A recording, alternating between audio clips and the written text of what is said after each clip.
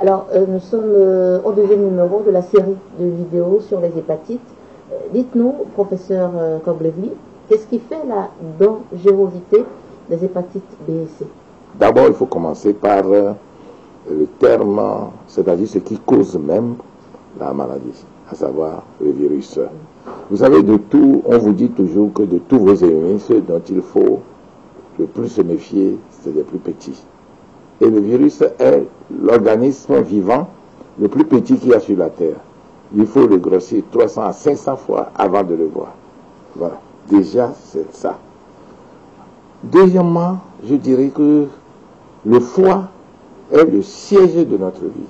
Il contrôle 19 maladies sur 20. Je dis bien 19 maladies sur 20.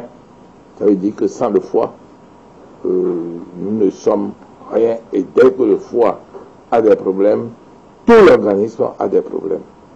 Donc, nous devons entretenir notre foie. Et le foie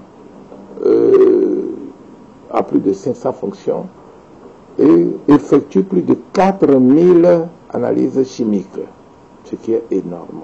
C'est lui qui détient la vie. C'est lui qui détient la vie. Et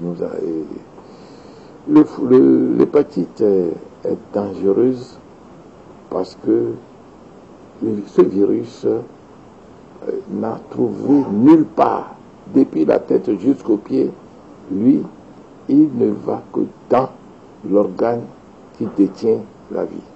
Et il commence par semer la zizanie. Toutes les fonctions, au moins une grande partie des fonctions vitales, sont bloquées.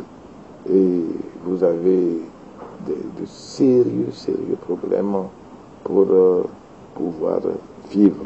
Et on en meurt le plus facilement du monde que possible. L'hépatite, d'ailleurs, c'est une maladie silencieuse. Elle ne se déclare pas violemment. Elle est là, elle ne vous dit rien du tout.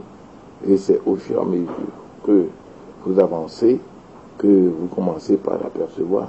Mais ce qu'il y a de plus vicieux là-dedans, c'est pas pour faire un jeu de mots avec le virus, c'est que les hépatites virales B et C ont les mêmes symptômes, presque les mêmes symptômes que le paludisme et la fièvre typhoïde. Or, la fièvre typhoïde et le paludisme sont très bien connus par les médecins, mais pas l'hépatite virale. Alors, pendant longtemps, on va croire que dès qu'on voit un petit signe de paludisme, on se dit que c'est le paludisme, alors qu'il n'en est pas question. Ou alors, dès qu'on voit un peu de salmonella, c'est-à-dire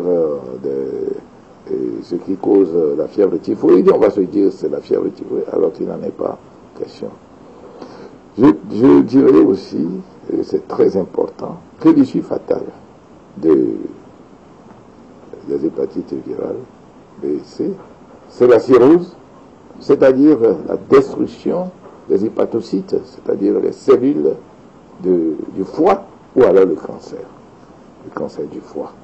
Nous sommes dans la zone endémique qui va depuis l'Afrique au sud du Sahara et jusqu'en Asie du Sud-Est. La zone endémique, ça veut dire que vraiment pratiquement tout le monde est infecté. Mais nous ferons la maladie chroniquement que ceux dont le système immunitaire, c'est-à-dire la défense naturelle, est faible. C'est pourquoi nous appelons ceux qui sont chroniquement infectés les gens qui sont des des gens qui ont des systèmes immunitaires très faibles. Voilà.